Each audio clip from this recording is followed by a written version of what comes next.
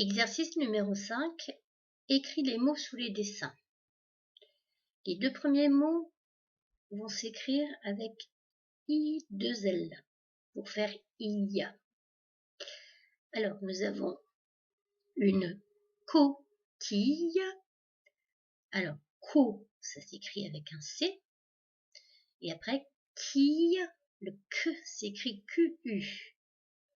Mais donc, QU. Et puis, le I, comme ça, avec un E à la fin.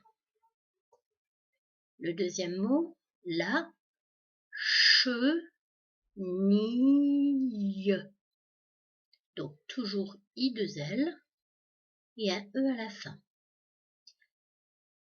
Les deux mots suivants doivent s'écrire avec un Y cette fois-ci. Un yaourt. Donc, le mot va commencer par un Y. Yaourt. Alors, attention, c'est pas yaourteux, c'est yaourt. Il n'y a pas de E muet. Et le deuxième mot, un yo-yo. Alors, entre les deux yo, on va mettre un tiret. Alors, si vous avez du mal à écrire ces mots, vous pouvez les retrouver soit à la page 30 en dessous de la grande image, soit, la page 130 en dessous de la grande image, ou alors dans les mots de la page 131.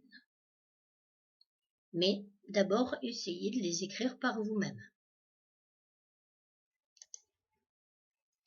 Exercice numéro 6, relis les groupes de mots pour faire des phrases, puis écris-les. Donc, vous allez d'abord devoir relier les choses qui vont ensemble. Donc, un groupe de mots dans la première colonne, on va relier à un verbe. Alors, donc ici, on a des verbes, et tomber, brille, habille. Et ensuite, on va devoir relier avec la troisième partie pour faire des phrases qui veulent dire quelque chose. Une fois que vous aurez relié les bonnes parties de phrases, vous allez recopier vos 3 phrases sur les lignes qui sont ici. Alors, on n'oublie pas de mettre une majuscule à chaque début de phrase, de mettre un point à chaque fin de phrase. Et je vous rappelle aussi que si vous n'avez pas assez de place sur une ligne pour écrire la phrase en entier, ne tracez pas des traits ici, ça ne sert à rien. Eh bien, si vous n'avez pas de place, vous allez à la ligne suivante.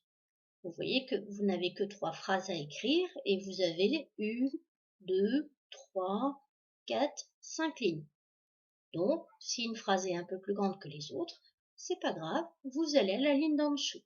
Mais évidemment, si par exemple vous écrivez votre première phrase et puis que vous avez besoin de la deuxième ligne, eh bien, quand vous avez fini de l'écrire, vous allez à la ligne d'en dessous pour écrire la deuxième phrase.